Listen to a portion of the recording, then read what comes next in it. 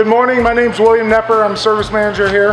On fuel economy, we need to get these drivers using the crews. That's number one way to increase fuel economy. Yes, I know these trucks are governed 63 if you're solo, 65 if you're a team, but as long as they're in high gear, they should be, staying around that 54 to 57, 58 range, all right? The distance between trailer to back of cab should be 30 inches. We know we have to slide a fifth wheel every now and then to make weight, things like that. But then there's drivers who just want to put fifth wheel all the way back and drive that way.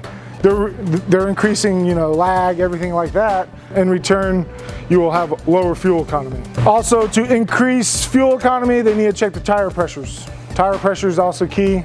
You need to have 110 PSIs in steer tires, 100 PSIs in drives.